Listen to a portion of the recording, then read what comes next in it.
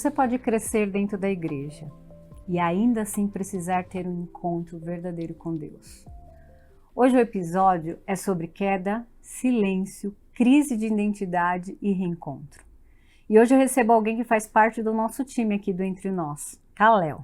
É filho de pastor, criado no ambiente de igreja, carregando desde cedo o peso da expectativa, da performance espiritual e do exemplo. Ele é um jogador profissional de basquete e aprendeu disciplina, superação e foco. Casou, construiu uma história e então passou por um divórcio. Depois disso, ele largou tudo, se afastou da igreja, se afastou daquilo que um dia foi sua base e foi viver o mundo. Mas existe uma verdade que ninguém pode apagar. Você pode se afastar de Deus, mas Deus nunca se afasta de você. Hoje o Kalel vive um novo tempo, um encontro real, sem performance, sem pressão, sem máscara, um tempo de maturidade, poder e identidade restaurada. E hoje ele abre o coração para contar o que quase o fez desistir e o que o trouxe de volta. Se você já se decepcionou com a igreja, se já sentiu que falhou demais, ou se está vivendo longe daquilo que um dia acreditou, esse episódio é para você. Kalel, seja muito bem-vindo ao Entre Nós. Literalmente entre nós. Entre Muito nós. obrigado por esse convite. Que honra estar aqui participando desse programa maravilhoso. Estou muito feliz porque você faz parte desse projeto e a gente sabe que esse projeto Entre Nós realmente nasceu no coração de Deus. Amém. Para levar uma mensagem de esperança, de poder do Evangelho, da nossa fé. E eu te apresentei agora como o jogador, mas você é produtor, você é ministro de louvor, isso é incrível, tem uma voz linda. Obrigado. Mas eu quero saber de você, quem é o Kalel? Quem é o Kalel? Igual você falou, o Kalel cresceu na igreja, né? Mas nunca tinha tido um encontro verdadeiro com Deus, nunca... Aquela questão de ser o filho de pastor realmente é um fardo pesado. Não estou colocando a culpa sobre o título do meu pai, não é isso, é uma bênção, entendeu? Você nasceu dentro da igreja? Nasci dentro da igreja. Quando eu nasci, a igreja que meu pai liderava era aqui em Alphaville, aliás, próximo da nossa igreja hoje, na mesma rua. E eu tinha, fiquei ali até os meus 3 anos de idade, mas sempre visto como filho do pastor, filho da pastora, sempre foi assim. É um peso, não é? É um peso muito, um peso muito grande. Acho que até o que a gente estava falando antes, não é um peso sobre só a performance, a expectativa gerada em nós, mas, por exemplo, o medo daquilo que vão pensar da família do pastor, sabe? Tipo, poxa, o filho, sempre falo, o filho do pastor é o desviado, o filho do pastor é aquilo, se for baterista, então piorou. Se for filho de pastor e baterista, aí piorou. Que bom que eu fui para as cordas, fui pro violão. Então, se eu fosse baterista, acho que ia ser pior o julgamento. Mas é um temor, um cuidado que eu sempre tive, né? De manter uma imagem, né? De o crente, o bonitinho, para aquilo que os outros vão pensar, né? E não é sobre isso, né? É sobre a gente ser verdadeiramente quem a gente é. E é por isso que hoje, até você falar um pouco da minha história ali, eu tenho autoridade de falar algumas coisas, porque Amém. Deus me permitiu passar por situações e viver coisas que eu tinha que viver para hoje. Quantas vidas numa vida, né? Então, você falou ali tanta coisa, e eu só tenho 25 anos, gente. Eu só tenho 25 Que anos. louco! Tem amigos meus, até um presbítero da igreja que eu fui um tempo, ele falou, mano, você não tem 25 anos? Você já casou, já divorciou, já jogou, já foi campeão disso, já jogou aquilo, já compôs música, você já fez de tudo. Eu falei, cara, eu não sei dizer o que tá acontecendo não, mas já fiz muita coisa, muita coisa. Eu sempre pensei assim, tipo, para mim, quando eu me converti, eu já me converti adulta. E enquanto você estava falando agora, eu fiquei pensando na minha trajetória. Isso foi uma das coisas que, assim, eu tive meio que uma crisezinha com o Senhor, porque quando eu me converti, eu pensei assim, eu falei, sei lá, 2 anos depois de convertida, eu estava lendo Colossenses 2, e eu não sei por que aquilo me saltou. E aí eu pensei assim, meu Deus, por que o Senhor não me encontrou antes? Porque quando eu ia para a igreja, logo que eu me converti, eu ficava vendo os filhos de pastor, as pessoas que tiveram o privilégio e a bênção. Por que um privilégio e uma bênção, Muito. entendeu? De você ser criado nos caminhos do Senhor, né? E eu pensava, nossa, teria evitado tanta coisa, das mais simples às maiores, porque é uma vida anterior a Deus, sem nenhuma direção de Deus, sem nenhum conhecimento da existência dele, do sentido que eu entendo de fé hoje, né? Sim. Eu tinha minha fé. E aí isso foi uma crise, assim, eu lembro que eu chorei muito. Eu falei, por que que você não me encontrou antes, entendeu? Então, quando eu te ouço agora, eu também penso, eu acho que independe, né? É independente, igual você falou, por que que não encontrou antes? Eu talvez não teria feito essas coisas. E eu nasci na igreja e fiz coisas também que hoje eu me envergonho de falar até. Eu falo como um testemunho, mas são coisas que a gente não gosta de falar, são coisas que fazem parte da minha história. E é o que eu te falo também. Você passou por isso, você não se converteu antes porque o tempo de Deus era perfeito para você se converter naquele momento. Kairos, né? Não tá preso não é no nesse... Cronos, é no Sim. Kairos. O Cronos é o Sim. que nós vivemos, o Kairos é aquilo que Deus tem para nós. Então, eu nasci na igreja, vivi na igreja, foi uma bênção. Eu fui instruído na palavra, eu tive base bíblica, participei de EBD, fui em muitos acampamentos. Então, crescer nesse meio de igreja foi maravilhoso, foi muito bom. Eu tive muita base, tive realmente ser ensinado na igreja. Eu entendo você ter falado que você gostaria, porque Sim, é porque bom. eu ouvi esses acampamentos, o Palavra da Vida, vocês todos contando o Haroldo. É maravilhoso. Nossa, que incrível isso! TV é que coisa referência. saudável, entendeu? Não, é muito bom. E aí, meu pai também, desde os meus 11 anos, eu vou no ministério do acampamento do Clamor pelas Nações. Já não é um acampamento de jovem, não é um acampamento de igreja, é um acampamento voltado para missão, para adultos, né? Todas as idades, na verdade. Só que me proporcionou crescer com outras crianças que também faziam parte da coordenação do Clamor, os filhos do próprio pastor Ricardo. Então, foi gostoso eu estar crescendo nesse meio com essas pessoas, com crentes mesmo, pessoas de verdade, pessoas de Deus. É gostoso, não vou falar que não é, que me arrependo de ter nascido na igreja, não. Acho que cada um tem o seu processo de conversão, a sua história, e é o tema dessa palavra, dentro da igreja, longe de Cristo. Não me adiantou de nada, eu nasci dentro da igreja, mas estava longe de Cristo. Então, qual o sentido que fez isso? Muitas vezes eu me perguntava, né? Qual é o sentido de eu crescer dentro da igreja e o Senhor, por exemplo, igual você falou, acho que do casamento. Eu casei, se eu não tivesse base bíblica, talvez eu não teria casado. Minha ex-esposa, ela era cristã também. A gente casou se guardando para o Senhor, né? Então foi um momento lindo. Muitas pessoas desconfiaram que a gente tinha caído. Que tinha caído e tal, e aí a confirmação veio na última semana, que ela foi no médico junto com a mãe dela, e a mãe dela também não desconfiou, mas teve uma dúvida ali, aquela pulga atrás da orelha, a médica falou, não, realmente não foi rompido nada, tá tudo certo, eles são um casal que realmente estão assim, a médica nem cristã era e falou um negócio que minha sogra precisava ouvir na época, e o casamento foi uma bênção e acabando por escolhas da vida, né? Muitos momentos eu tentei culpar Deus por isso. A primeiro momento, na verdade, foi uma decisão dela de finalizar o casamento. Não tô falando, gente, que não teve erro meu, com certeza. Sim. Um casal são duas pessoas. Sim. Mas a parte do divórcio, pedir o divórcio, veio dela.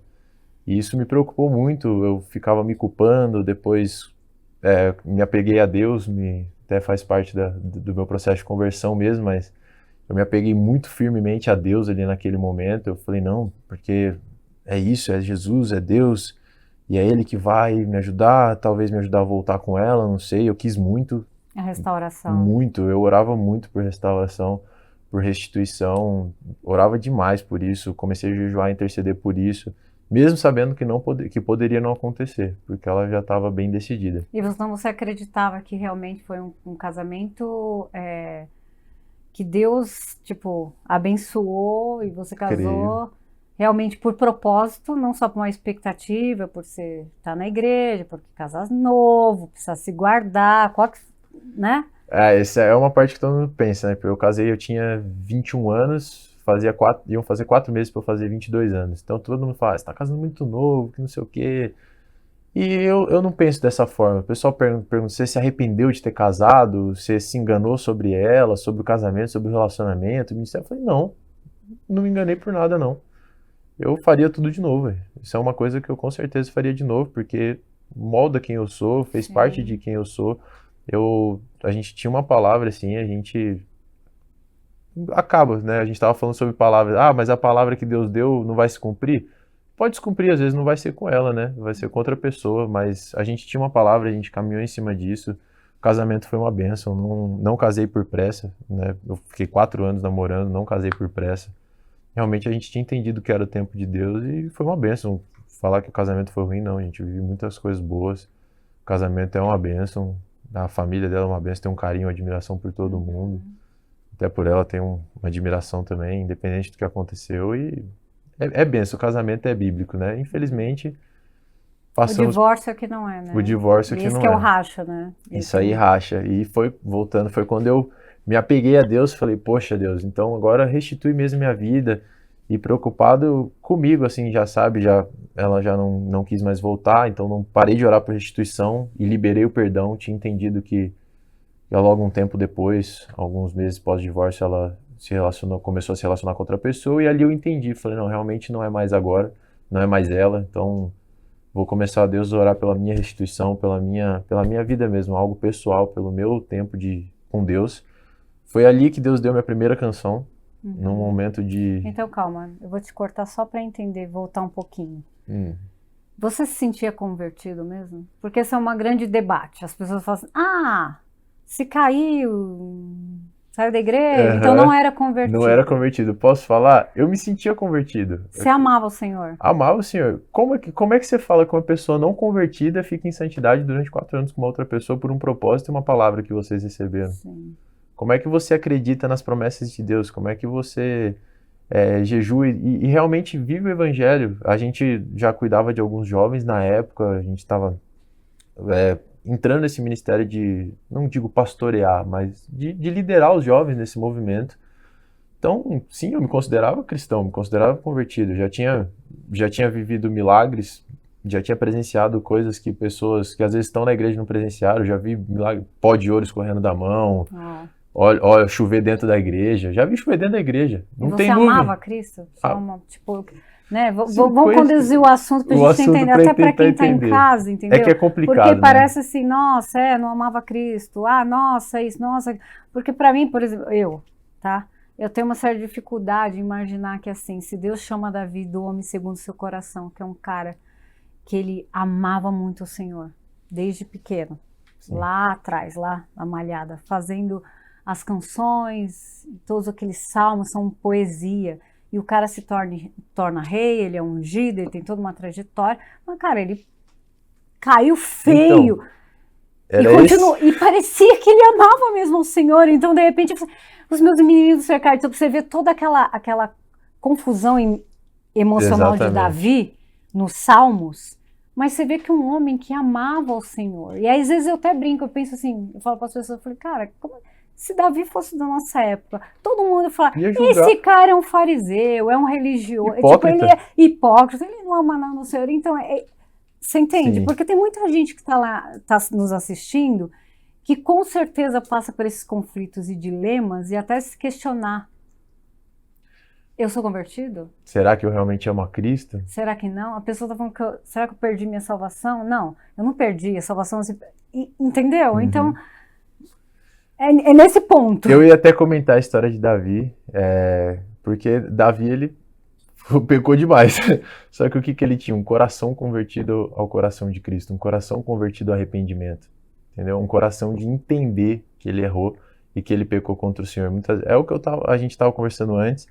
As pessoas falam, nossa, pequei, agora eu não tenho mais direito de estar na igreja, não tenho mais direito de me assentar na mesa com Cristo, não tenho mais direito de orar. Hoje, se você está em pecado, não estou falando sobre permanecer no pecado, estou falando sobre o ato de pecar.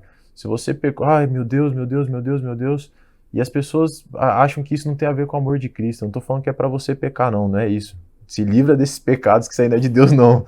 Pecado de estimação piorou. Expõe, confessa. Confessa é melhor do que deixar escondido. Confessa a tentação, liberta o pecado. Entendeu? Não fica com esse negócio na sua cabeça. Chama alguém que você conhece, chama algum líder. Confessar a tentação é melhor que confessar o pecado. Então, antes de você pecar, já está no pensamento, já liga para o líder, fala para o seu amigo, fala, meu irmão, tô com vontade de fazer isso. Duvido que a vontade não sai na hora. Nem sei por que eu falei isso, mas alguém precisava receber isso aí. Mas sei lá, caiu, pecou. não permaneça no pecado, Não permaneça, porque confessa. o pecado te leva a um lugar de transgressão e te coloca no lugar da iniquidade. E aí que está um ponto para essa geração. Eu já vi gente falando assim, nossa, pequei, eu estou na misericórdia. Amém, meu irmão, eu creio na misericórdia de Deus. Mas também tem aquele lugar lá que assim, Exatamente. já entregou suas próprias paixões. Então assim, é o que você falou, confesse. Confessa e para com a prática, né? Melhor Tem o que julgamento dos homens do que um jugo de parar. Deus. Um jugo de Deus sobre aquele pecadinho de estimação que você mantém escuro ali, né? Em algum momento, Deus coloca a sua mão, até por amor, Amém. Isso é verdade. não é? Já pensei no final do testemunho ali que a gente estava conversando, mas deixa isso para o final. Até por amor, essa palavra é interessante. E então sim, voltando ao assunto, eu amava Deus. Eu amava Deus. Achava que conhecia verdadeiramente a Cristo, mas não tinha tido, eu acho que, a virada da chave, o verdadeiro entendimento de quem Cristo era para mim. Eu acho que o que eu realmente não entendi era o amor de Cristo sobre mim. Isso muda tudo. Eu entendi o meu amor por Cristo, Sim. mas eu não entendia a plenitude, é imensurável o amor de Cristo por nós. E isso eu não conseguia entender, eu tinha dificuldade de entender esse amor de Cristo.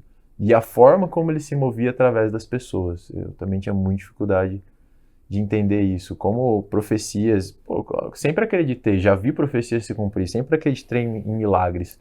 Só que eu não acreditava, não é que eu não acreditava, eu não entendia como aquelas coisas aconteciam. Eu falava, tipo, o que é isso? É um superpoder que o cara tem? É um rádio que Jesus fica falando no ouvido do cara e ele vai pregar para outra pessoa e palavras de adivinhação, que quer que seja. Eu falo, mano, isso aí é... Sou de a Bruna que tá aqui. A Bruna virou pra mim e falou assim, não, é tipo a gravação do áudio do WhatsApp na cabeça. Então, eu tinha essa mesma questão, a Bruna tá aqui, a gente tem caminhado junto aí. Dani também, todo o pessoal que tá aqui, vocês são incríveis. Edu, Dani, Camila. Gente, é um time gigante. Maravilhosa aqui. É um time gigante que fica aqui. Eu sempre tô mais atrás das câmeras, pra mim tá sendo um desafio tremendo estar aqui na frente das câmeras. Meu time. É o time da pastora. Ó, é um timaço, viu, gente? Não é porque eu faço parte não, mas é uma equipe de milhões. Os doidos que amam Jesus, que entenderam que isso aqui é reino, expansão de reino, e a gente tá nessa. Exatamente. Até perdi o fio da meada, onde é que a gente tava? Não sei.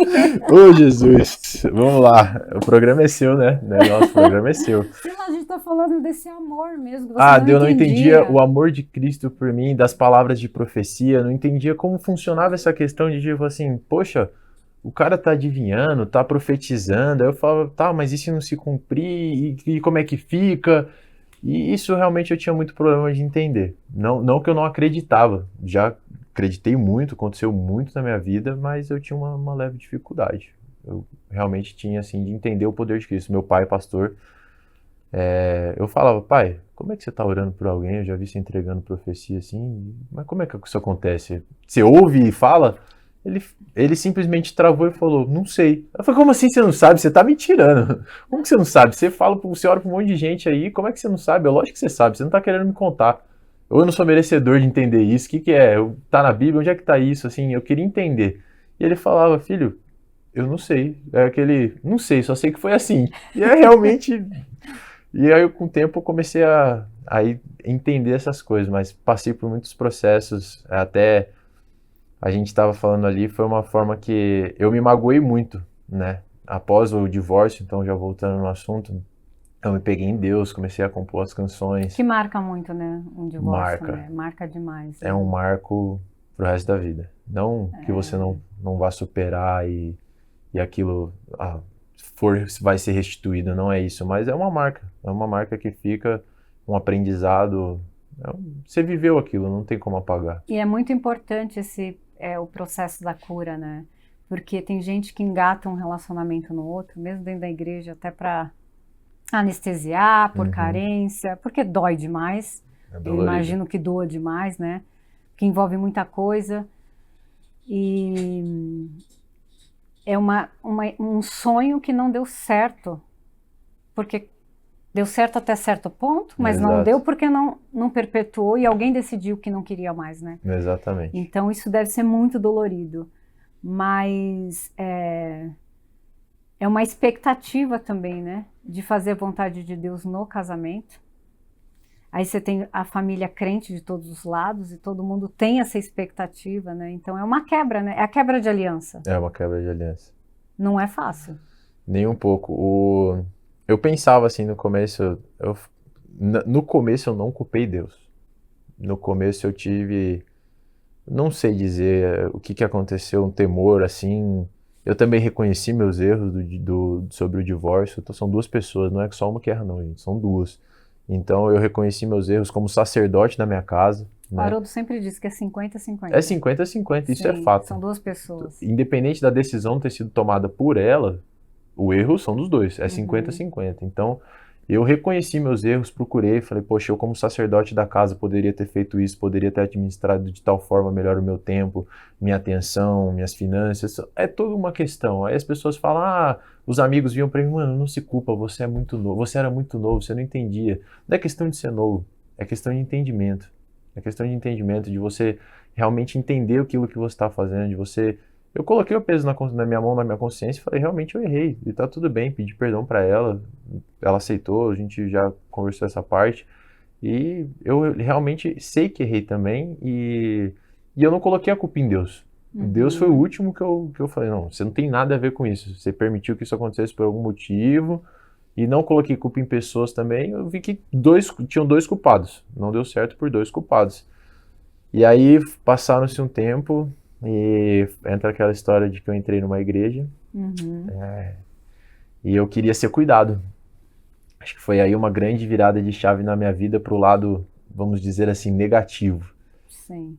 Quando eu entrei nessa igreja, eu gostei muito do ambiente, comecei a gostar das pessoas que estavam lá, e eu já era ministro de louvor, né, já tinha liderado alguns jovens, só que nessa igreja ninguém me conhecia. E eu queria isso, eu queria estar escondido, eu queria estar num lugar onde as pessoas não sabiam quem eu era ou o que eu podia entregar para Deus, porque eu tinha entendimento que não era o momento de eu entregar nada para Deus. Tudo que eu tinha já estava ali, que era um cara divorciado, machucado, cheio de dor e que precisava ser cuidado. E eu cheguei no pastor, expliquei toda a minha história e tal, e a igreja estava passando por uma reformulação, né? Acho que por isso que eu gostei, porque a igreja também estava passando por um processo de mudança. E eu falei, poxa, eu vou permanecer nessa igreja. Eu não consultei o Senhor. Nessa hora eu não estava ouvindo a voz do Espírito, eu só senti de ir para lá e fui. Então eu fui para essa igreja e não sei como, não lembro como, em pouco tempo lá, descobriram que eu era ministro de louvor. A cidade era pequena. E aí eu já comecei a ministrar numa célula, numa outra coisa e tal, e o processo foi muito rápido de eu subir no altar, né? E eu comecei a ver pessoas sendo curadas através das canções que nós ministrávamos. Teve um episódio num acampamento não, foi uma roda de conversas ali, de uma fogueira que a gente fez, tipo um encontro entre os jovens. E eu lembro desse dia, que foi a primeira vez que eu toquei minha música, algumas pessoas já tinham ouvido, mas que eu toquei essa canção que Deus me deu. E, é uma canção de arrependimento mesmo. Ela fala que o seu amor me alcançou, a tua voz me atraiu e eu me rendo a ti, Senhor, eu me rendo. É uma canção de rendição, uma canção que você mostra que você está perdido e que você foi encontrado por aquele amor. Então, como Deus me deu uma canção daquela se eu não acreditava no amor de Deus e não amava a Deus? Então, volta naquele assunto que a gente estava falando. E a partir daquele momento, foi o inimigo mesmo na minha cabeça e falou assim, tantas pessoas sendo curadas pela música que Deus te deu, aí entrou o ego, pela sua música, sendo curadas por aquilo que você está entregando, por aquilo que você está derramando, pela unção que pela unção que você carrega. E aí eu comecei a falar, nossa, é verdade, tá todo mundo sendo curado porque aí começou o ego dentro de mim a ser inflamado, assim, nossa, realmente, e eu não tô sendo cuidado. E aí foi a hora que eu me magoei com a liderança pastoral daquele local e comecei a me afastar da igreja. Aí falei, poxa, eu precisava ser cuidado e eu tava... Você se sentiu usado? Essa é a palavra, eu me senti usado porque eles não tinham quem colocar no louvor. Sim. Eles estavam realmente passando por um processo de formulação, então as escalas eram uma escala que você vai ministrar 2 vezes no mês. Às vezes eu tava toda terça-feira, toda quarta-feira, toda sexta, todo sábado de jovem, tava o tempo todo, então aquilo me sobrecarregou. Eu falo, mas e quando que vai ser aquela reunião pastoral que vai cuidar de mim? Quando vai ser aquele negócio? Quando eu vou chorar e ser curado disso, eu não sentia minha ferida sendo curada e outras pessoas sendo curadas através daquilo que Deus estava derramando sobre minha vida. E o inimigo aqui, você. E aí eu fiquei muito cheio de mim. E bem nessa parte, é um detalhe importante, né? Na minha história, eu era jogador profissional de basquete. Quando eu casei, decidi casar, eu parei com a minha carreira e fui trabalhar em outras áreas. E quando eu me divorciei, Deus me deu uma palavra. Então eu acreditava em profecia. Deus me deu uma palavra e falou assim, não, você vai voltar a jogar basquete. Você vai voltar a jogar e se prepare. Na época eu tava pesando mais de 150 quilos, eu tava obeso. Eu falei, Deus, é impossível. Como é que eu vou voltar a jogar? Eu tô extremamente acima do meu peso, não sei mais bater uma bola, não sei fazer nada. E aí eu entendi que não era eu que ia voltar a jogar, era Deus que ia me fazer voltar a jogar. E aconteceu muito rápido, né? Eu mesmo aí nesse processo eu estava desviado, ia para a igreja de vez em quando, mas estava vivendo uma vida fora dos caminhos do Senhor, estava enfrentando problemas com nicotina, pod naquela época, ainda era. E você saiu da igreja? Não, eu continuava indo aos domingos, só que eu pedi para sair do louvor, eu ia lá porque eu gostava do pessoal, tava junto, mas já, por exemplo, eu não perderia um culto, agora eu tava indo 2, 3 vezes no mês, nos cultos gerais, que dariam tipo 15, 20 cultos, eu tava indo em 3, por exemplo, só de domingo. Virei o crente bonitinho de domingo à noite, mas fora dali, minha vida tava uma bagunça. E os pastores ali, alguém sabia que você estava vivendo assim? Não, eu consegui esconder muito bem. Eu consegui esconder muito bem, mas eu também não tinha coragem de subir no altar estando assim. Tinha temor? Eu sempre tive um temor pela palavra, então não queria liderar nada. Estava me afastando, mas sem me afastar. E aí eu enfrentei problemas com cigarro eletrônico, tive muito problema com maconha. Maconha foi um negócio que eu tive muito problema. Bebida eu nunca tive problema, não... Gostava assim de um vinho, alguma coisa, mas não é um negócio que era realmente uma fraqueza minha. E passou aquilo ali, Deus falou que eu ia voltar a jogar e eu fiquei muito feliz com Deus. Falei, não, amém, é isso aí. Aí eu parei com esses pecados, falei, não, Jesus me perdoe e tal, agora vai que eu vou voltar a jogar. E realmente assinei um contrato profissional, voltei a jogar e falei, nossa, agora vai. Cheguei lá, morei em Salvador. Aí cheguei lá, falei, não, amém, isso aqui vai ser uma bênção, eu vou pregar pra todo mundo, vou converter o time inteiro. Aí reacendeu aquela chama. Aí virou da água pro vinho de novo. Aí virou o crente. Não, que saía pregando, tem foto minha, eu ia pro culto, pro jogo com a Bíblia na mão. Ia pregando dentro da van, ia falando pros meus amigos, falando, mano, lê esse salmo aqui que vai ser bênção, tal, que não sei o quê. E um dia lá, depois de um jogo, vamos sair pra comemorar... E vamos sair pra ali, e aí começou a esfriar aquele negócio. Eu falei, poxa, já consegui o que eu queria, já tô onde eu queria, não tem problema me divertir um pouco, né? Deixa eu só aproveitar um pouquinho. Poxa, voltei ao meu status, né? Jogador, atleta, blá, blá, blá. Voltei aquele ego, agora eu sou eu de novo, você não é ninguém, você não é nada. Sem Cristo você não é nada. E foi nesse momento que eu acho que eu comecei a entender. Que daí minha vida se afundou de novo, aí voltei a fumar, voltei a fazer um monte de coisa errada, às vezes mesmo jogando e tal, e aí não queria saber de igreja, via de vez em quando no culto porque achava bonito, achava legal, falava assim, pô, é legal ir na igreja. Lá em Salvador? Lá em Salvador, status, pô, ia lá no bola, o pessoal cantando um reggae, clima de praia, camisa tropical, então era gostoso, então a igreja... fazia parte de mim porque eu cresci nesse meio. Então era gostoso você estar na igreja. Eu me sentia bem na igreja. É a casa do meu pai, querendo ou não. Então eu tava bem lá. Mesmo em pecado, eu tava bem lá. Só que não tinha coragem de ministrar e nada. E nesse tempo eu não gostava de ir mais do que 3 cultos em uma igreja só. Então, tipo assim, eu tinha várias igrejas que eu ia... pra não criar vínculo. Eu era ligeiro também. Eu ia no bola uma vez, ia na PIB em outra. Ninguém sabia de sua vida obscura. Ia na IBVA, que é uma igreja da Batista lá de onde eu morava. Então eu tinha 3 igrejas que eu gostava, de estimação, que eu ia pulando de igreja em igreja. Tipo, você sumiu, ia numa célula, sumia, em outra célula, sumia de novo. Então, para não criar esse vínculo, para nem chegarem a me conhecer, e foi indo nesse mover até que acabou tudo. Até que Deus, eu hoje vendo, eu posso falar com autoridade, Deus permitiu que uma doença no coração me parasse. E falando, acho que com a Bruna ou com a Dani aqui, a gente até comentou, o coração é o único órgão que quando para, tudo para. Se você tiver uma morte cerebral, você ainda está vivo, clinicamente falando. Mas quando seu coração para, meu irmão, para tudo. É por isso que a Bíblia diz pra gente guardar nosso coração, né? E eu não tava Que guardando procede nada. tudo dali, né? Tudo. Tudo. Ele é responsável por tudo, né? Uhum. Então, ali, e no momento, assim, eu falei, poxa, mas por que isso tá acontecendo, né? Não faz Você se sentido. revoltou? Não, no começo não. No começo não me revoltei, fiquei assim, achando que ia ter uma solução. Porque os médicos falavam, não, a gente resolve assim, a gente resolve assado, a gente vai resolver assim, a gente vai resolver assado. E eu vendo o tempo passar, fiquei fora de um campeonato, aí eu já estava em negociação com um time para fora do país, num time conversando com um time para os Emirados Árabes, lá para os lados dos Sheiks. E eu falei, poxa, não, mas é de Deus, pô, você é louco. É de Deus, Deus me fez voltar a jogar, então é um processo. Aí eu meio que voltei para a igreja, fiquei mais firme na igreja, porque é aquele negócio, né? Poxa, agora eu tô precisando, eu vou voltar. Então, sabe, eu entendi que eu tava precisando, eu voltei. O filho O interesseiro. filho interesseiro. O filho interesseiro.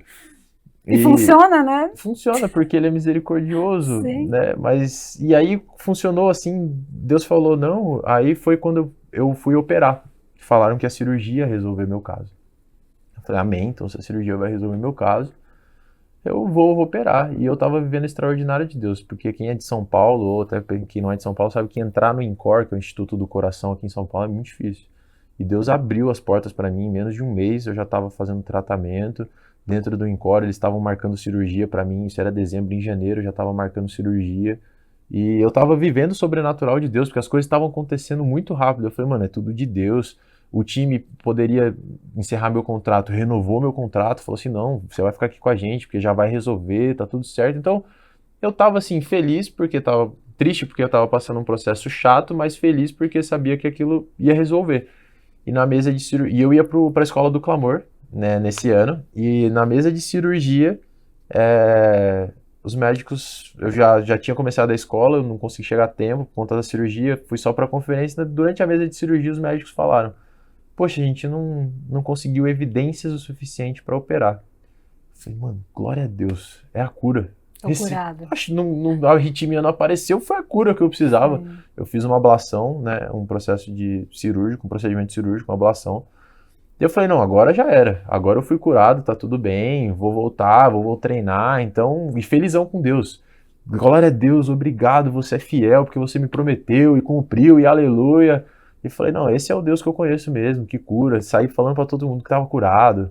Não, já tô curado, vou voltar a treinar. E 10 dias depois já tava querendo treinar e uma loucura. E lá na conferência do Clamor, pessoas oraram por mim falando, ó, Deus tá curando seu coração. Eu vejo você jogando novamente, vejo você num estádio cheio e várias pessoas te assistindo. E são pessoas que nem sabiam muito bem o que estava acontecendo. Então eu falei, não, realmente eu fui curado. E aí na primeira consulta após cirurgia, o médico falou, a gente não conseguiu fazer a ablação porque seu caso é pior do que a gente imaginava. E aí foi um banho de água fria e eu falei, como assim? Ela falou, não, sua carreira como jogador acabou. Meu Deus. Você não pode mais jogar, você tá simplesmente... o que você faz da vida? Eu falei, não, eu sou atleta profissional. Não. E a outra coisa? Eu falei, não, você não tá entendendo, eu sou atleta profissional. Isso é minha vida, é quem eu sou. O jogador de basquete. Caleu, isso aqui sou eu. Ela não, então você pode procurar outra coisa. Porque você não vai ser mais não. E ali eu não sei se era um momento de eu ficar firme na fé, provavelmente era, mas eu aceitei. Falei, amém, então eu não sou. Eu falei, se eu não sou, então eu também não vou ser o que Deus quer pra mim. Foi o momento. Aí foi a revolta. Aí foi a revolta verdadeira. Já tinha tido os frames de revolta crente, revolta crente, revolta crente, ali foi o divisor de águas. Agora eu vou ficar loucão mesmo. E aí foi a época que eu me afastei de tudo, de todos. Quanto mais escondido eu ficava, melhor. Aí voltei a fumar, coisa que eu tinha prometido pra Deus que nunca mais ia fazer. Nem gostava de beber, às vezes eu bebia, saía, me envolvi com pessoas que não deviam me envolver. Tava vivendo uma vida de pecado. E tava gostoso, tava bom, porque se o pecado fosse bom, Sim. ninguém pecaria. Ué. Eu tava vivendo uma vida que eu nunca tinha vivido 100%. Por sempre ter o temor da igreja, temor disso, temor daquilo, temor de Deus. Mas ali eu sinto que eu meio que perdi um pouco esse temor e foi onde eu realmente comecei a viver desenfreadamente. Cara, e como é que é isso, né? Quando você perde o temor, tipo, você tá pecando, você tem consciência, Mas já não te doía mais. Não sentia mais nada. Você só quis aproveitar, então acabou. Só, eu sabia que eu tava pecando, sabia que eu ia pro inferno. E era Falei, prazeroso. se eu morrer eu vou pro inferno, E mas acabou. pra mim já não faz mais sentido nada mesmo. Você já tirou tudo que eu tinha, tudo que eu queria, meu casamento, meu esporte, minha carreira, tudo. Todos os meus sonhos foram destruídos. Tudo que eu imaginava que eu poderia ser um dia, onde eu ia chegar, foi destruído. Então, faz sentido do que eu viver, servir um Deus desse? Pra que eu vou servir um cara desse? Entendeu? Perdi. Falei, não quero mais. E decidi morrer diversas vezes. Já falei até pro meu pai uma vez, falei que eu queria morrer.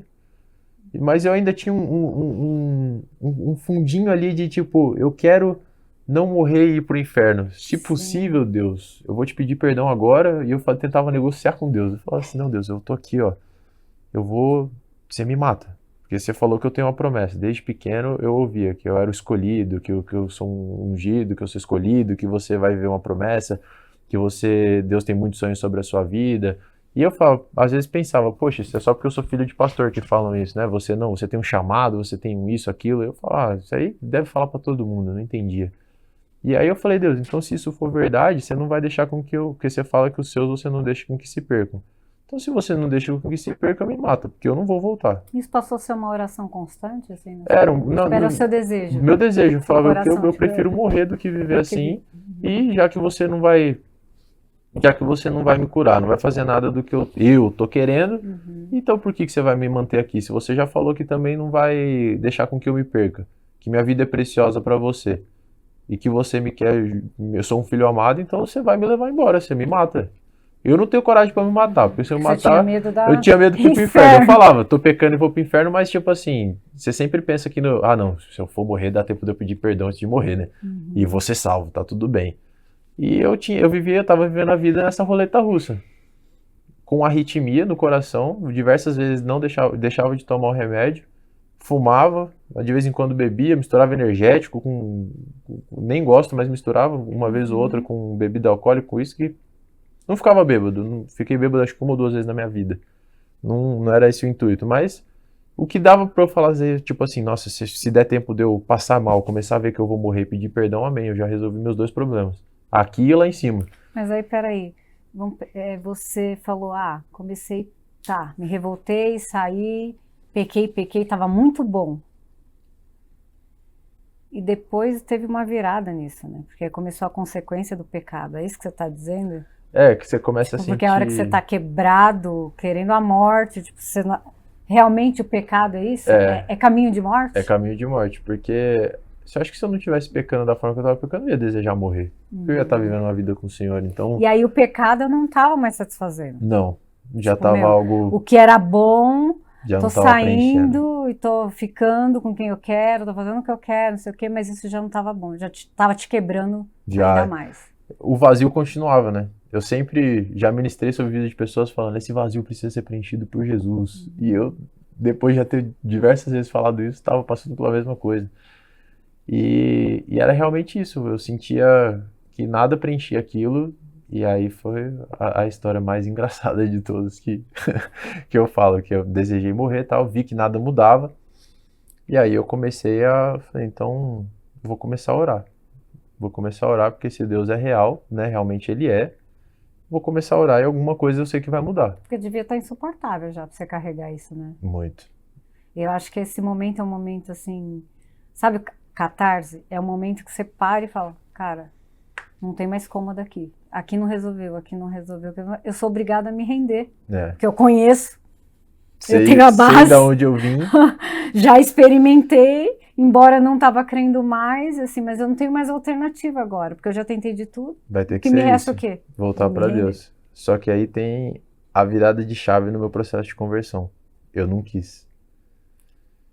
Se você pegar e assistir tudo que eu falei aqui, todas as vezes que eu fui para Cristo foi por interesse.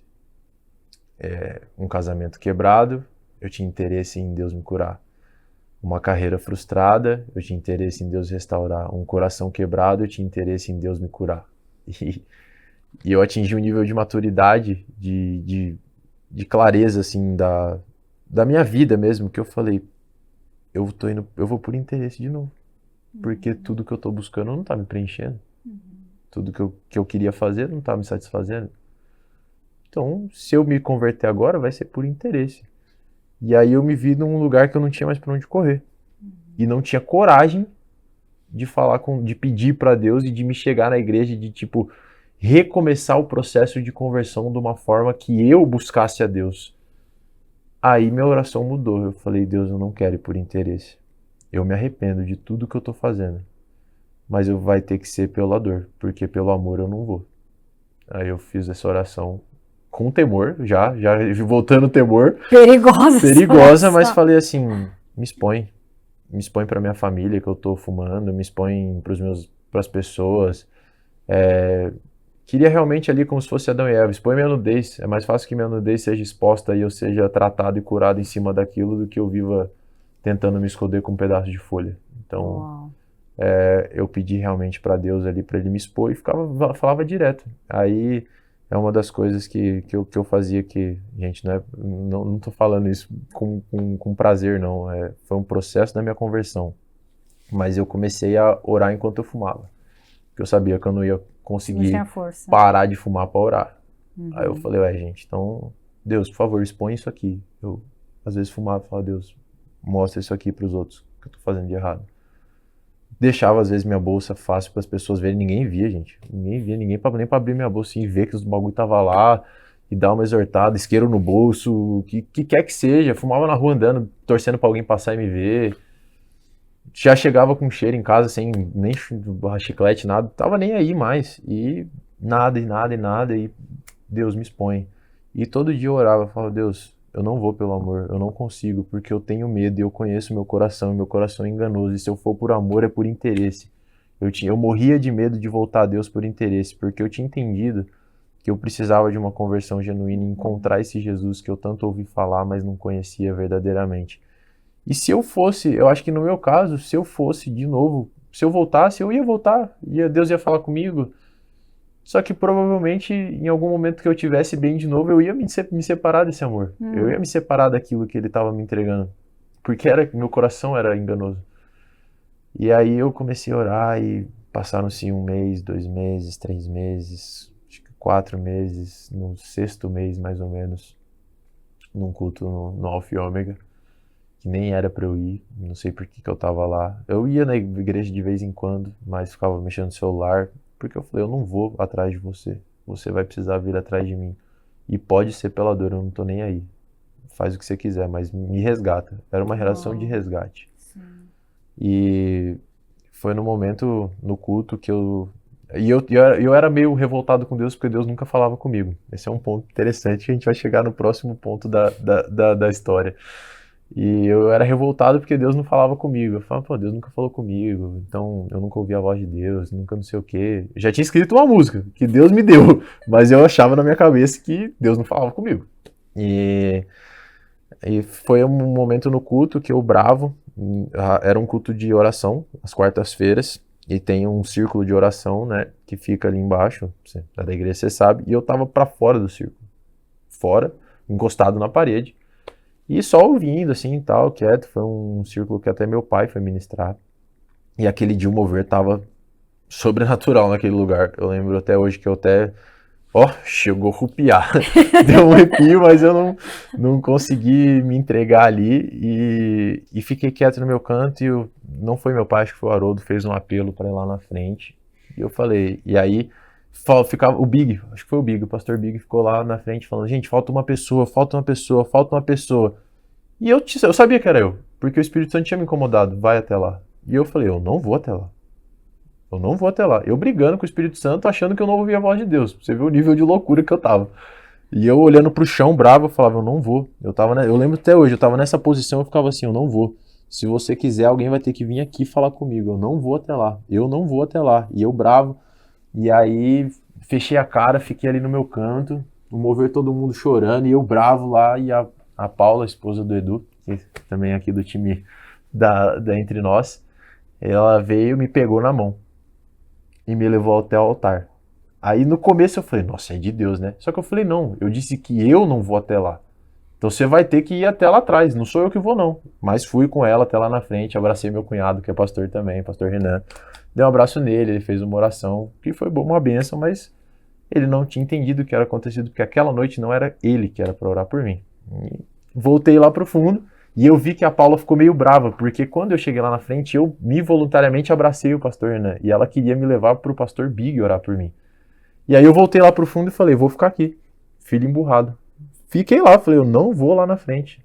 Não sabia quem que era por orar por mim, mas eu tava sentindo vontade de ir lá. Eu falei, eu não vou, você vai ter que me alcançar aqui. E aí o culto acabou, eu falei, viu como você não queria nada? Você era só um pensamento da minha cabeça, você não queria realmente me encontrar. Senão alguém tinha vindo falar comigo. Você teria vindo falar comigo. Eu cheguei a ponto de falar, meu, expõe, pode falar pra todo mundo da igreja aqui. Todos os meus pecados, não tô nem aí. Pode falar, de lá de cima do altar, se você falar, daí eu vou. Se você falar tudo aqui, se você me expor e for pela dor, eu vou. Não tem problema não. E aí... Cara, enquanto todo mundo quer esconder, até confessando eu já não aguentava mais esconder. Tipo, o quanto que essa dor tava te matando por dentro, na verdade, né? Porque me parece uma mistura de revolta, cansaço e uma dor que você não conseguia tratar e elaborar, né? Exatamente, era tudo. Se você descreveu, eu acho que nem eu tinha pensado tão certeiramente o que eu tava sentindo. E entra naquela parte de estar quebrado. Eu tava quebrado, porque haviam pedaços de quem eu achava que eu era. Então nós estarmos quebrados é você ter pedaços de quem você é. Eu sou um pouco jogador de basquete, um pouco ministro de louvor, um pouco líder de jovens, um pouco produtor, que eu trabalho na produtora, um pouco, e eu não sabia quem eu era, porque eu tinha frações daquilo que eu fazia, não de quem eu realmente era, do meu chamado, do meu propósito de vida. E foi isso que foi me quebrando. E realmente eu não aguentava mais esconder meu pecado. E eu acho que você não estava fugindo de Deus, você estava tentando sobreviver a uma dor. Amém. E você não tinha linguagem emocional e espiritual para isso, entendeu? Então, eu vejo que a maioria das pessoas, elas são reativas à dor. Elas não conseguem sentar e elaborar a dor. Porque realmente demanda um esforço. Porque pensa, nós somos 3 em 1, né? Exato. Espírito, alma e corpo. Então não dá para você ignorar. Você ignora uma dessas 3 partes, você tipo não cuida. Você falou, eu tô com 100 e poucos quilos. Ou seja, você começa a sobrecarregar seu corpo e com carboidrato, seja o que for. Tudo. Aí isso, você fica infeliz, você fica cansado, te dá preguiça, entendeu? Você está alimentando a carne, você está sendo muito carnal. Exato. Obviamente que isso toca na sua alma. Aí a alma precisa da fuga. Qual é a fuga? Anestesia. Que anestesia? Para todo tipo de coisa que o mundo oferece, entendeu? Que eu sempre digo assim, e aliás vou te perguntar, né? O mundo te prometeu, mas o mundo não te entregou, né? Não entrega. Entendeu? Não entrega nem 1% do que promete. É ilusório. E aí você vive um tempo de anestesia, porque até então, no começo, a tentação, ela é maravilhosa. O diabo não te tenta com uma coisa que não é um prato desejável para você. Não existe isso, entendeu? Não. Então, são tentações, né? Aí você cede a primeira, aí cede a segunda, e vai um caminho. Daqui a pouco você está quebrado e precisa da anestesia. Então, você faz mais para anestesiar. Até que você chega a esse ponto que você chegou. Exatamente. É o ponto até da fuga, foge de Deus. Mas aí você vê que é um Deus que está querendo te encontrar de novo. De novo. É insistente em te encontrar, né? Ele é insistente em encontrar e eu paro pra pensar, eu imagino Deus olhando pra mim, falando, dando risada. Tipo assim, pobre coitado. Você é tão... Eu sou grande, eu sou alto, mas você é tão pequenininho, você não tá entendendo nada do que eu tô fazendo com você não, né, filho? Não tá fazendo nada. E as pessoas vinham e falavam, Deus te permitiu viver tudo isso. E eu falo, que Deus permitiu? Eu tô fazendo porque eu quero. Deus não permitiu nada. Deus permitiu porque você é isso, você é aquilo, você vai falar e curar a pessoa. Vai ter que não permitiu nada. Sai fora com esse papo de Deus aqui. Eu conheço Deus, eu sei quem Deus é, mas pra mim, eu virei aquele negócio. Deus tá aqui comigo. Eu sou Jesus. Aqui, ó, na minha tatuagem. Eu sou Jesus, não sei o quê. E virou aquilo. E no dia do culto, quando acabou o culto, o Big veio. E quando ele veio, eu vi a Paula comemorando, porque depois ela me disse que era ele que tinha que orar por mim. Uau. Ali foi um marco, na verdade, eu esqueci de encontrar um leve detalhe que fez uma total mudança de chave, que Deus me incomodou agora para comentar. O pastor Ricardo Robertella esteve em São Paulo para cumprir a agenda e meu pai não pôde ajudar ele. E naquele dia eu fui designado para estar caminhando com ele. E a gente foi nos programas de rádio, a gente viveu um dia maravilhoso, ele foi pregar, foi uma bênção. E eu tava nessa fase de já era Deus para mim. E, ele é um homem de Deus. O pastor Ricardo, se você estiver assistindo aí, se você puder assistir, eu te conheço há muitos anos e seu ministério, tudo mudou minha vida e através desse dia muito mais, porque a gente sentou para comer um sushi ali e conversar um pouco. E tava só nós dois, eu acho que foi a primeira vez que a gente ficou só nós dois, assim, conversando. E eu chamei meu pai, chamei minha madrasta pra eles irem, eles estavam em casa e eles não foram. Eu falei, como é que vocês não vêm? Amigo de vocês, tem que vir e tal. Ele falou, não é pra gente ir não, a gente não vai, que não sei o quê. E eu virei pra ele e eu já tava orando, né, pedindo pra Deus me encontrar e me expor, e eu tava pensando em falar meus pecados pra ele e fiquei naquela dúvida, mas falei, não tenho coragem de falar. E aí eu falei, pastor, eu tenho medo de ter perdido o tempo de Deus sobre minha vida e do meu chamado, e de ter perdido o chamado de Deus, aquilo que ele sonhou pra mim, de ter se perdido. E eu não consegui mais cumprir aquilo que Deus planejou pra mim. Eu lembro até hoje. Ele tava comendo, ele olhou pra mim e ele riu. Ele deu uma risada sincera. Ele simplesmente riu da minha cara e falou: Kalel, você tem 25 anos. Seu chamado, seu ministério nem começou. E ele falou isso, eu achei que ele fosse pregar pra mim, ele simplesmente virou, acho que viu mais um temaki, alguma coisa Voltou assim. a comer. E aquilo me intrigou, eu falei, mano, o que esse cara falou pra mim, como assim? Aí ele falou, mais uma coisa, se você me fizer essa pergunta com 35 anos, eu começo a me preocupar, mas com 25, eu vou ter que rir da sua cara. Nem começou. E eu não entendi aquilo, me intrigou e eu continuei orando. E aí, esse é o detalhe, que foi ali que eu intensifiquei minhas orações para poder que Deus me alcançasse e me expusesse pela dor, né? E aí o pastor Big entregou uma palavra maravilhosa e ele não expôs nada, foi uma palavra de amor. E aí eu falei, caramba, mano, Deus não vai me pegar pela dor, vai ser pelo amor. Só que ali meu coração já não estava mais por interesse, já estava todo entrelaçado em amor e eu não resisti, falei, já entendi, agora não tem como ser por interesse. E não vai ser pela dor, porque você não vai fazer isso comigo, já entendi, você me ama mesmo. Aí foi aí que eu entendi o amor de Deus. E aquele dia eu confessei tudo pro Big, tudo. Confessei tudo. Falei, Big, tá assim, assim, assado, a gente ficou até 3 da manhã conversando na igreja. E eu falei, essa é a minha vida, esse sou eu. E eu não consigo parar. E eu tô orando para parar de fumar, porque eu não consigo parar de fumar para orar. E saí dali, por incrível que pareça, fumei. Saí dali... Mas alguma coisa morreu aquele dia. Exato. E aquele foi o meu último baseado. Meu orgulho morreu aquele dia. Nossa. E eu entendi o amor de Deus sobre minha vida.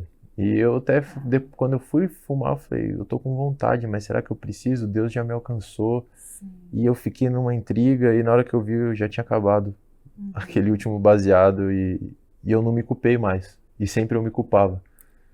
E aí, quando eu não me culpei, eu falei, é porque Deus não tá me culpando. Ele tá me amando. Aí que eu comecei a entender que é um amor que a gente não tem como entender, é um amor que é de graça, é um amor que é pela graça, é um amor que constrange, é um amor que nada do que eu fosse fazer poderia se comparar a esse amor. E diversas vezes eu não entendia a forma que Deus trabalhava, e Ele trabalha em amor. Ele é pai, e pai cuida do filho em amor, de diversas formas, mas o nosso Deus, Ele é poderoso e Ele cuida em muito, muito amor. E eu, que me considerava o ser humano mais podre e sujo, Deus me amou e me abraçou e falou, tá tudo bem, eu não ligo pra nada disso, eu não ligo pra nada disso. Aí eu entendi, Ele permitiu que eu vivesse tudo isso, pra eu virar autoridade, pra poder declarar cura sobre pessoas que estão passando a mesma coisa. E esse é o verdadeiro chamado da minha vida. Não era a vontade dele, né? Que você passasse por tudo isso. Não era. mas é aquele que transforma toda maldição em bênção, né? Exatamente. E morreu o Kalel orgulhoso aquele dia, o revoltado, e nasceu o Kalel que entendeu o que é o amor de Deus, né? Acho que aquele dia você foi encontrado por esse amor. Foi. Aquele dia eu entendi que Deus é especialista em transformar o ordinário no extraordinário. Não que eu seja extraordinário, mas que no momento ordinário da minha vida ele fez extraordinário. Em lugares ordinários ele vai fazer o extraordinário. E eu sou só um instrumento na mão do oleiro. E foi realmente esse amor que coisa linda, sabe?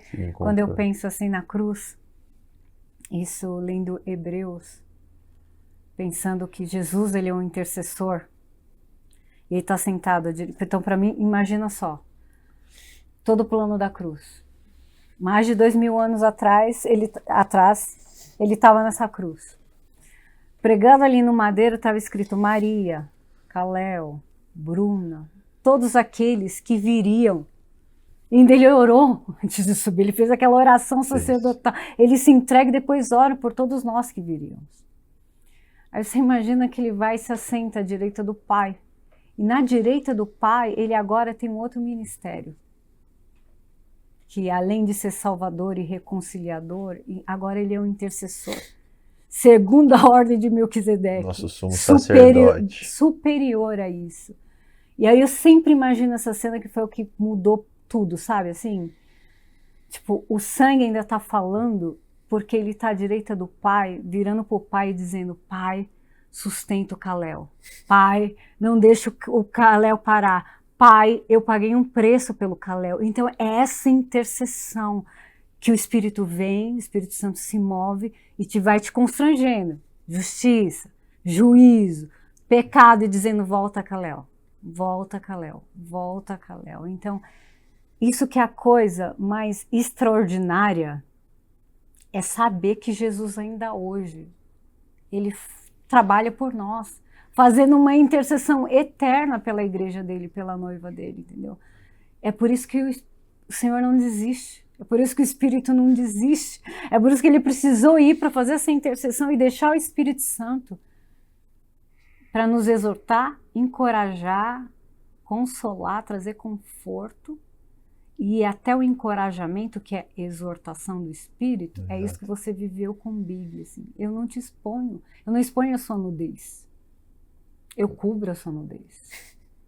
Ele é maravilhoso. E eu não só cubro com meu sangue, eu também coloco um manto de pureza para você seguir. Então Deus te tocou com uma pureza que te constrangeu para sair. Eu vou fumar mais um, porque eu entendi que eu sou tão amado, que isso aqui não faz nenhuma diferença. Não fez. E tipo, com essa revelação, ele te libertou. Foi.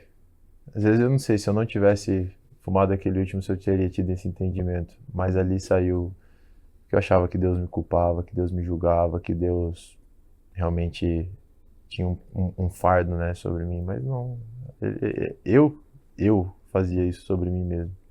Eu era o orgulho, o egoísmo, o eu. E eu me julgava, eu era o Deus da minha vida. Sim. E ali eu entendi. E aí as pessoas elas acabam que não entendendo que a culpa é o orgulho. Porque se Deus perdoou, como eu não me perdoo? Então é raiz de orgulho.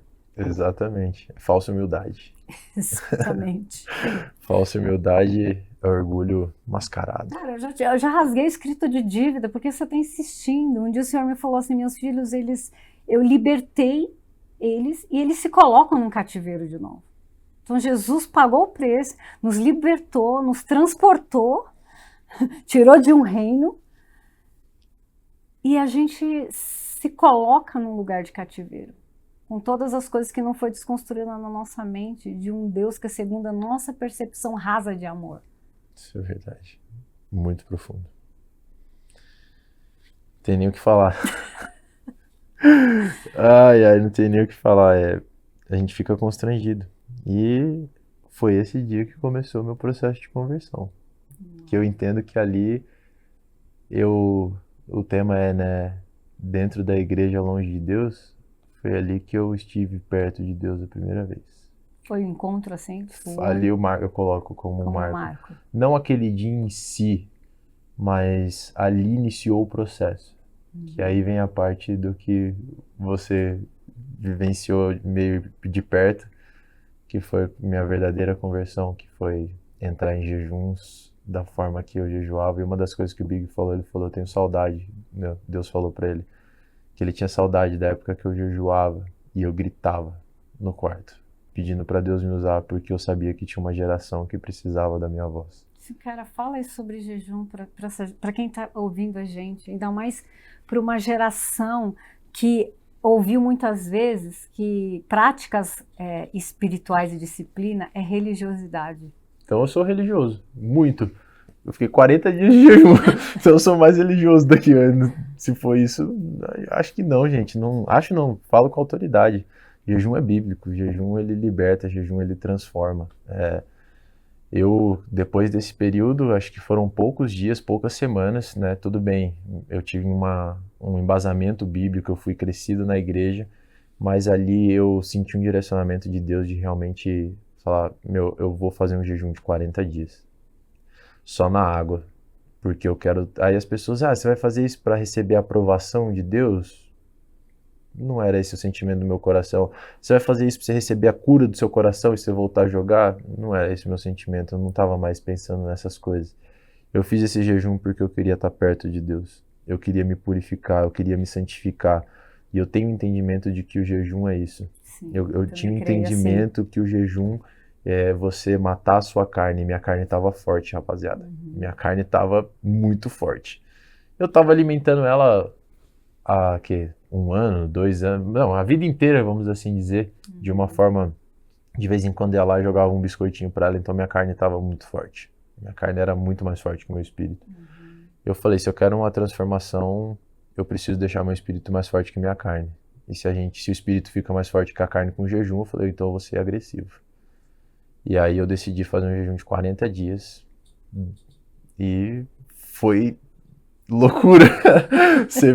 Durante o jejum a gente saiu algumas vezes, né? Fomos em alguns movimentos e foi loucura, não tem... Cara, eu tava muito assim, meu Deus, o que tá acontecendo? Porque você tava muito, muito transformado, assim, era nítido ver quando você tava queimando mesmo, então incendiado e cheio de amor. Você acha que foi aí que veio o encontro verdadeiro, assim? Foi aí que eu entendi, porque no jejum eu queria ouvir a voz de Deus. Falei, não, Deus, como eu vou estar mais perto, então eu quero ouvir sua voz, eu quero estar próximo de você. Até uma brincadeira que eu falo com os meus amigos aqui, eu falo assim, cara, Jesus sussurra os segredos do coração dele, e só quem tá perto do coração dele vai ouvir o sussurro, senão você vai ouvir de tabela. Então eu quero ser o cara que ouve primeiro para poder falar para quem não tá ouvindo. Se vocês não querem ser, aí é problema de vocês, mas eu quero estar bem pertinho de Deus para ouvir.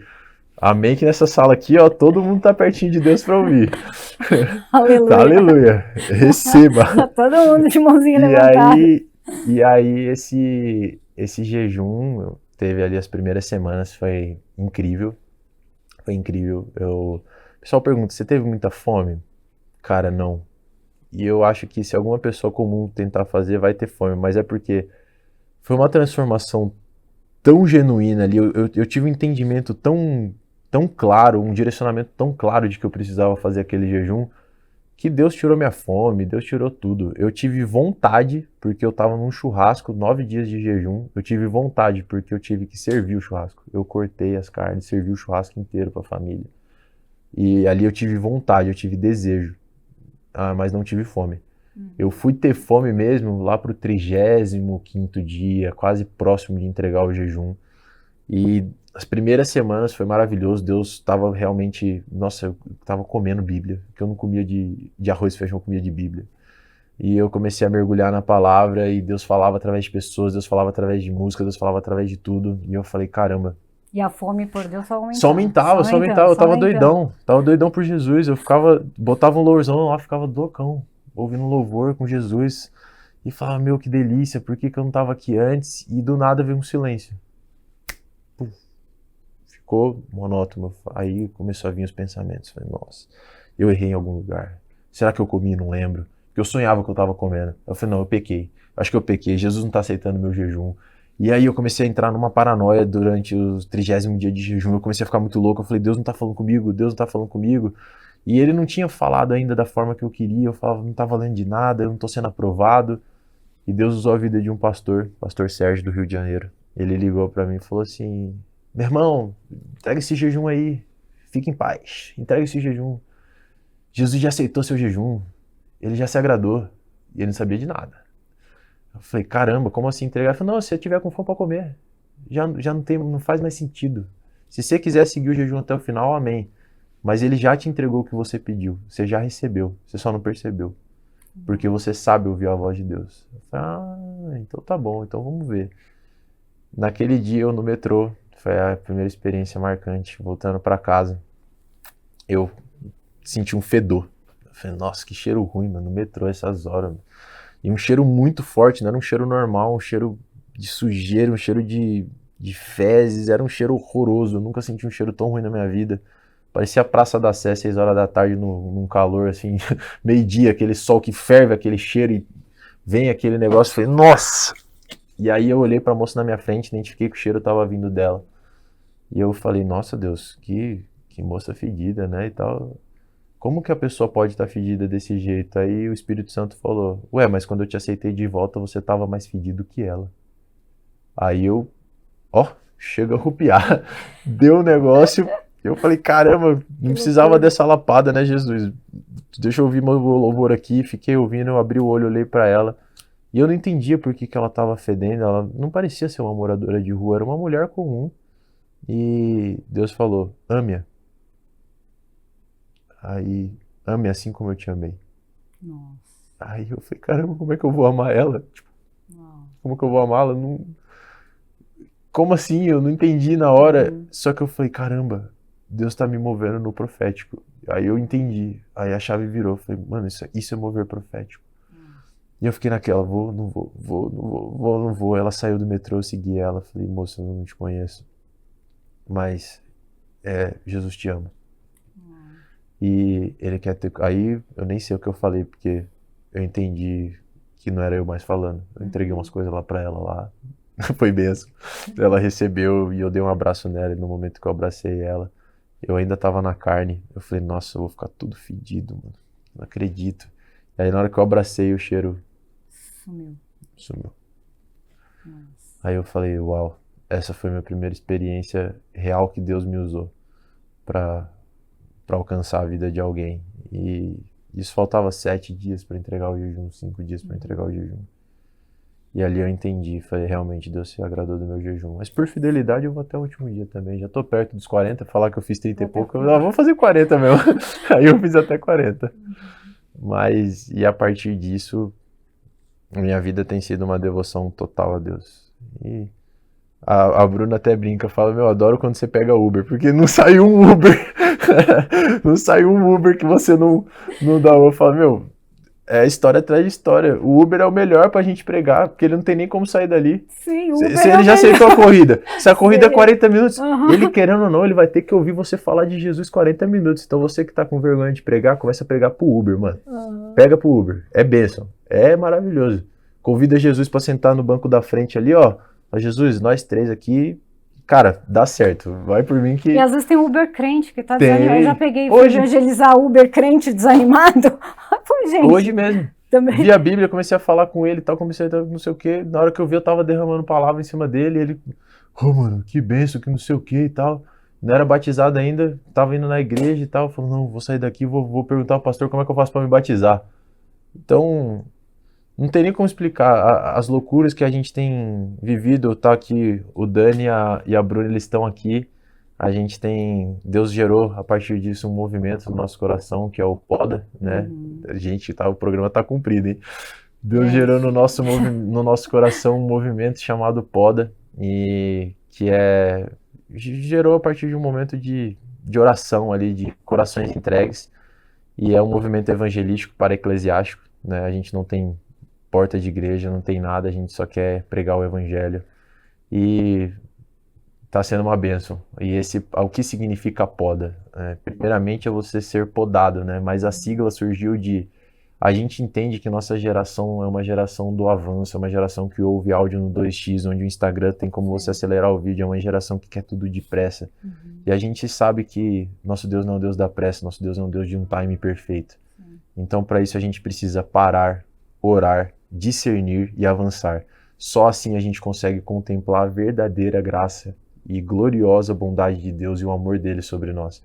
A partir do momento que você começar a seguir esses passos, não estou falando aqui que você tem que seguir, mas experimenta seguir esses passos na sua vida. Experimenta se permitir ser podado por Jesus. Você vai ver como sua vida vai ser transformada a partir do momento que você simplesmente essas 4 palavras, para, ora, discerne e avança. Às vezes o avançar não é de prosseguir, o avançar é você deixar aquilo ir e você ficar parado. Então a gente começou, Deus gerou isso no nosso coração e tem coisas incríveis acontecendo já, encontros já acontecendo, então é louco. Fico muito empolgada, porque, gente, vocês estão tudo muito doidos. Tá? E aí Não, vocês chegam assim, pá, palavra, e o uau, o que tá acontecendo? Palavra, e a gente não tá entendendo o que eu tá fico sempre, me conta, como é que foi? O que Deus fez? Porque tá muito, assim, incrível. Não, se a gente pegar pra começar a contar de testemunho aqui, acho que vai ter que ser mais um programa só pra testemunho. Isso que faz o quê? Não, a galera do pod aqui um dia. 2 semanas? Pra dar 2 semanas? testemunho. Não, entra aqui vocês aqui só pra dar um oi, pelo menos. Sim, vem, vem. Só um oi. Gente, essa é a galera do Poda. São os líderes do Poda, no movimento de Deus, que ele permitiu, com a graça dele, que a gente fosse a liderança, né? Então, vocês criaram o Poda? Não, quem criou o Poda foi Deus.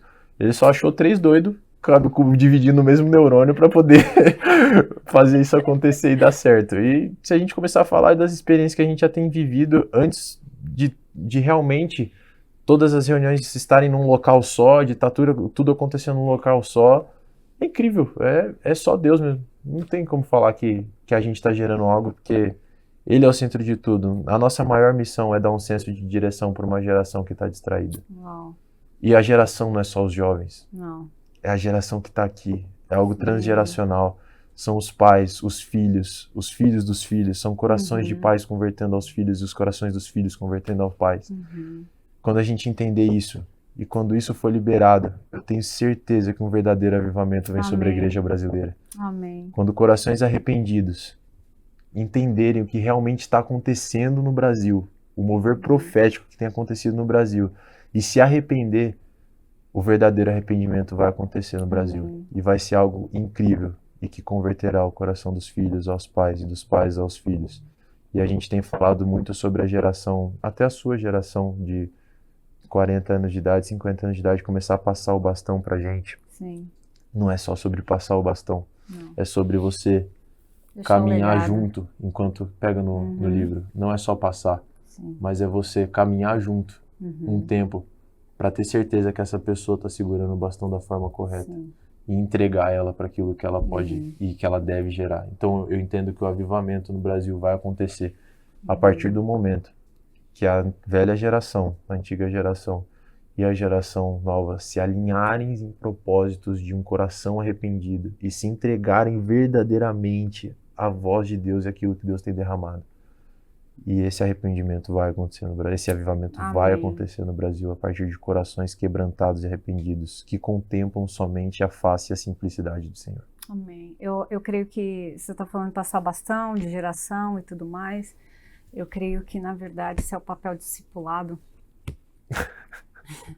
É tempo de mesa, ficou entre nós, gente. É esse lugar de entre nós, porque a gente está sempre entre nós. Está sempre entre nós. E mesa, e sofá, e comunhão, isso é discipulado. Discipulado não é só você está dentro de uma igreja, numa sala, entre pastor e ovelha, mas é caminhar, exatamente o que você falou, é caminhar, é vibrar, é celebrar, é chorar junto, é sentar à mesa, é partilhar o pão, a pizza, exortar em amor, é comer um bolinho junto.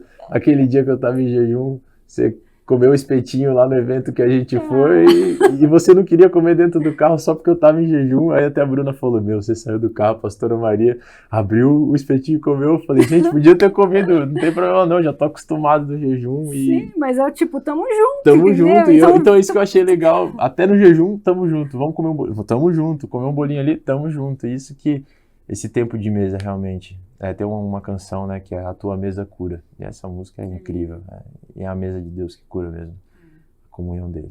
Sabe o que eu queria te perguntar agora? A gente já tá chegando no final, mas não queria deixar de falar isso, porque toda hora isso vem na minha cabeça. Como você teve uma temporada, né, de pecado, quando você decidiu se consagrar, você sofreu resistência espiritual das trevas? Olha, Tipo, ataques nas emoções, sonhos. Sim. Foi a época do jejum que eu comecei a ser tentado em diversas áreas.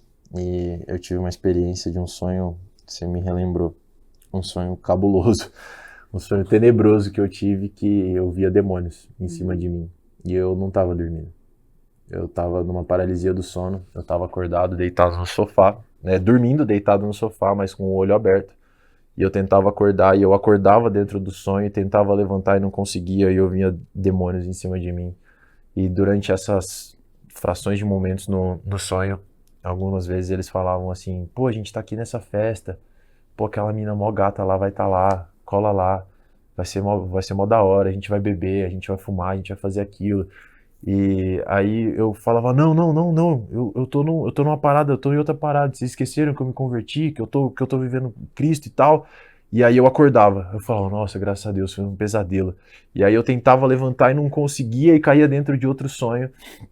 E aí teve um sonho que eu levantei dentro da casa do meu pai e eu fui beber água e tinha uma pessoa me acompanhando, uma mulher. E ela me servia, ela me dava água, ela me ajudava. E ela falou assim, não, mas você tá cansado, deita aqui. E aí na hora que ela deitou, ela subiu em cima de mim e tentava meio que entrar nas minhas costas, no meu peito. Eu lembro até hoje, eu tava deitado no sofá e eu sentia um sufoco e meu pescoço começou a doer muito porque eu não deixava ela entrar. Ela meio que tentava entrar assim, eu senti ela me abraçando e tentando entrar dentro de mim através dessa região do pescoço, peito, costas. E eu comecei a travar assim, e eu lembro que meu pescoço começou a doer. E aí eu vi uma outra figura, hoje sei, né, um demônio. E aí esses dois demônios conversavam, a gente tá quase conseguindo entrar. A gente tá quase entrando, vai dar certo. Aí ele falou, não vai dar tempo, a gente não conseguiu. E aí eles ficavam naquela, ela queria entrar, o outro já tinha entendido que tinha perdido a guerra. Vambora daqui. E aí foi na hora que meu pescoço doeu muito e eu acordei. Na hora que eu acordei, eu tava tremendo, tipo, meu pescoço, eu tava tremendo, eu lembro de ficar tremendo e com muita cãibra no meu pescoço. E aí eu acordei, respirei, olhei e falei, meu Deus, acho que agora eu acordei. E esse sonho durou, acho que uns 30, 40 minutos, porque eu vi no relógio, era mais ou menos a hora que eu lembro de estar acordado. E isso foi uma loucura, assim. E aí eu conversei com meu pai e falei, pai, aconteceu isso, assim. Ele falou, filho, Jesus foi tentado na última semana. Para saber onde estava o coração dele verdadeiramente. E eu fui tentado nessas áreas, né? Fui tentado com meninas também. Fui tentado com pessoas fumando perto de mim. Fui tentado em diversas áreas. Fui tentado de diversas formas. Fui muito tentado. Sim. O diabo ressuscita até fulana que você não falou não sei o quê. Muito tempo. Tipo assim, traz umas coisas, entendeu? Que você tá... absurdas. É o prato, né? É o prato, né? Coisas que eu nem lembrava começaram a vir à tona. Eu falava, meu Deus, é tudo pra me tirar o foco. E graças a Deus o jejum me deixou bem atento à voz do Espírito, bem alinhado, e eu consegui discernir algumas coisas. Com a ajuda do meu pai, dos pastores perto de mim, né, da minha madrasta, da minha família, assim, eles me ajudaram muito a entender essa voz do Espírito e a discernir aquilo que estava acontecendo. E a resistir também, né? Resistir. E a continuar, né? Porque se você para ali no jejum, cara, você não ia estar vivendo tudo isso, né? Nem 1%.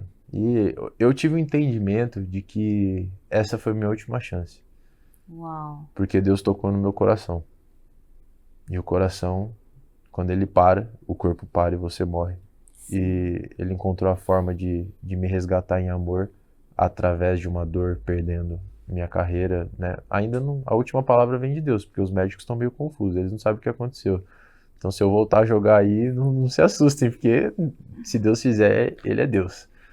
Mas se não fizer, Ele continua sendo Deus. O que me importa agora é só viver essa good vibes na presença do Senhor, que é muito bom.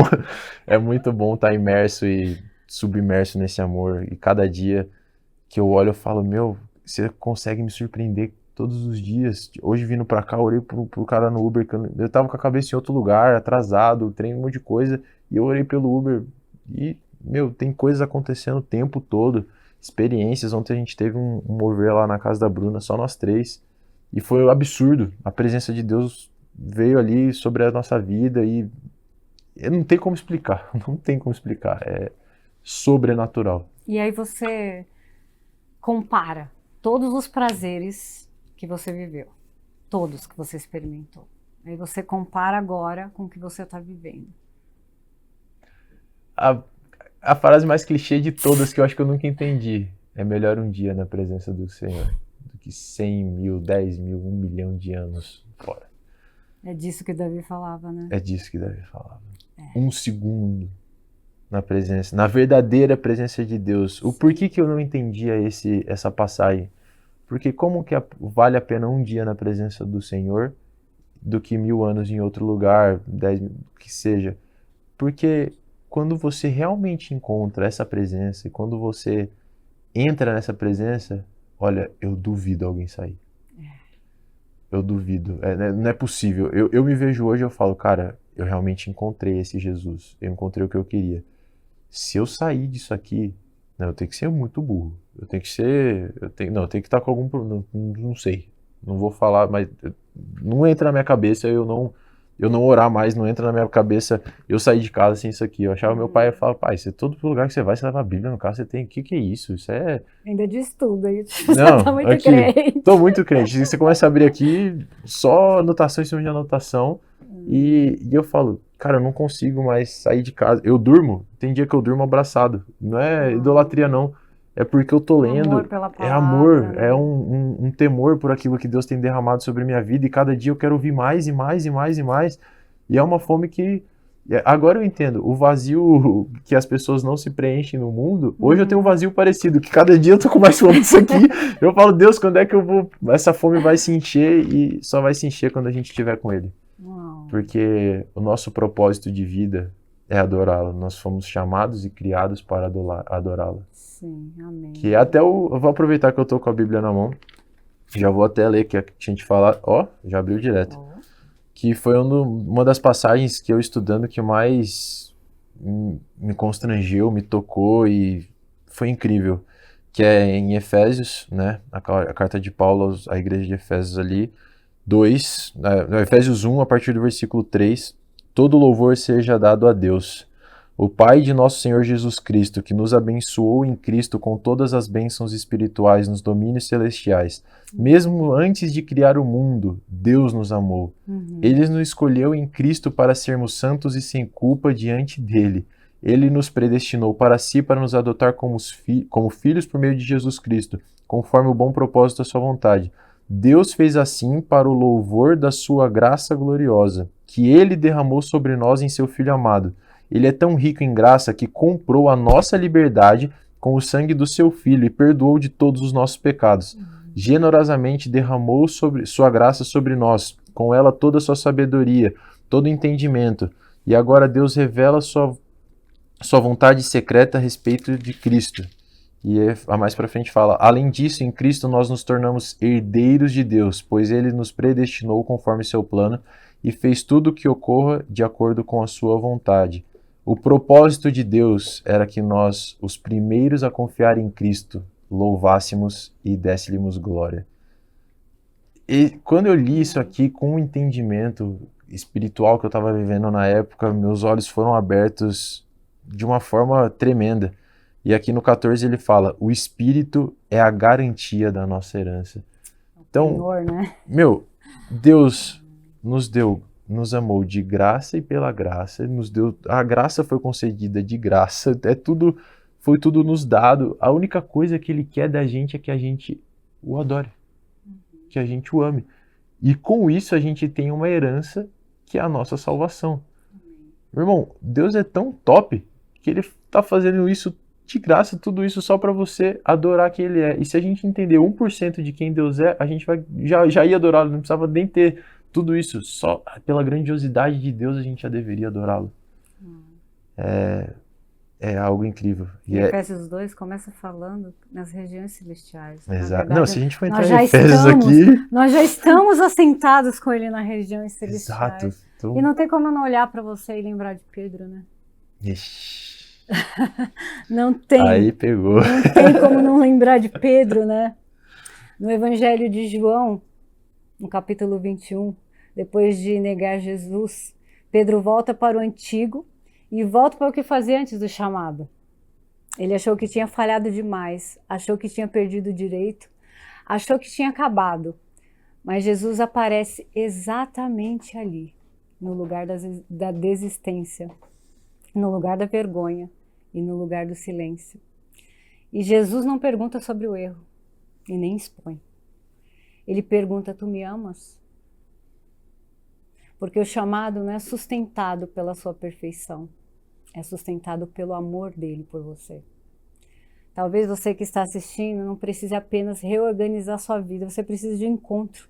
Não é um arrepio, não é uma lembrança antiga, não é uma tradição herdada, é um encontro de quebra de orgulho, que confronta pecado, que cura vergonha, que restitui identidade. Porque em Miqueias está escrito, Miqueias 7:8, ainda que eu tenha caído, levantar-me-ei.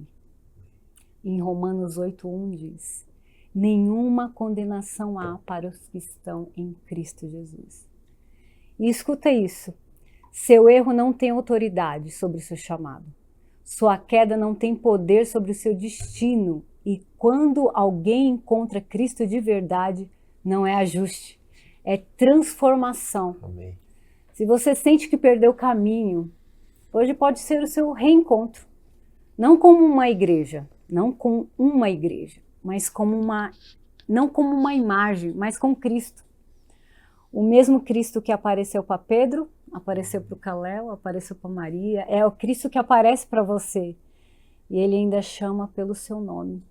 E eu queria te pedir, Caléu, ora para quem está assistindo, que precisa de um verdadeiro encontro com Cristo, precisa viver isso que você está vivendo, essa redenção e esse amor, essa volta para o primeiro amor, né? Literalmente. Você voltou para o primeiro amor.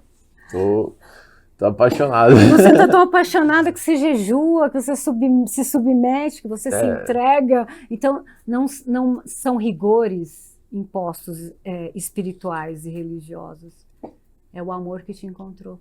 Eu falo do nada assim, falo, nossa, acho que eu já tô uma semana sem jejuar, tô precisando jejuar um pouco aqui. Eu já faço 24, 48, alguma coisa assim, só na água, sei lá. E o jejum ele transforma.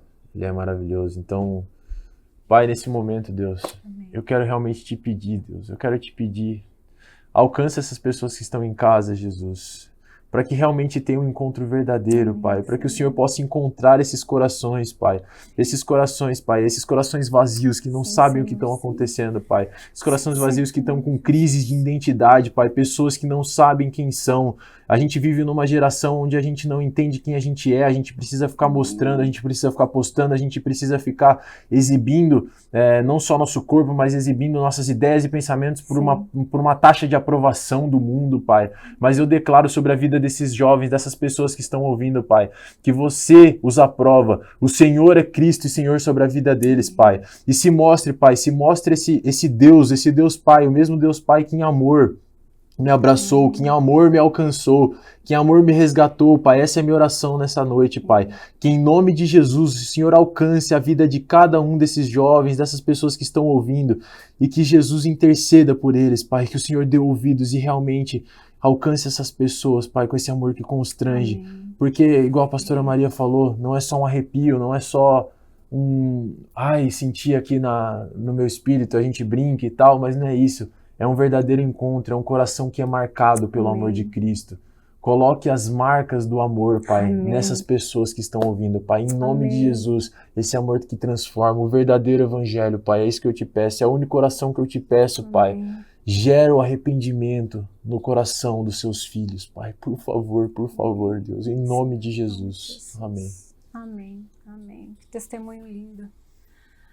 Obrigado por compartilhar, obrigado por trazer para fora toda a riqueza, os tesouros que o Senhor depositou em você. Desde a eternidade, já tinha marcado esse encontro aqui. Já Entre nós já estaria entre nós. Deus já está entre nós. A gente estava entre ele e agora ele está entre nós. Isso é profético. Amém. Deus abençoe você. Inscreve no nosso canal, compartilha. Fica com a gente. Toda semana nós estamos aqui juntos. E querendo viver essa história, querendo trazer testemunhos, querendo partilhar coisas que Deus tem feito, de pessoas comuns, como eu, como o Kalel, como você que está assistindo aqui, mas que precisa de encontro poderoso e verdadeiro com Deus. É isso. Sou muito feliz pela sua jornada. Amém. E se você foi tocado, deixa um comentário para a gente. Escreve um pedacinho do seu testemunho, deixa a gente saber que a mensagem do Evangelho está sendo pregada e ela tá sendo expandida. Você faz parte desse mover do que Deus está fazendo nesse tempo. Então, esse é o convite. O convite para o avivamento é o que ele falou, é arrependimento, é deixar as práticas. Esse é o convite. E o convite para o avivamento também é pregar essa mensagem no Uber, no YouTube, no Instagram, no metrô, no trem, no púlpito. Essa é a mensagem viva e poderosa, capaz de transformar pessoas como nós. Amém. Pessoas que se quebraram, assim como Pedro, para levar uma mensagem de poder e de amor assim, para uma geração. Glória a Deus. Deus abençoe vocês. Até a próxima semana.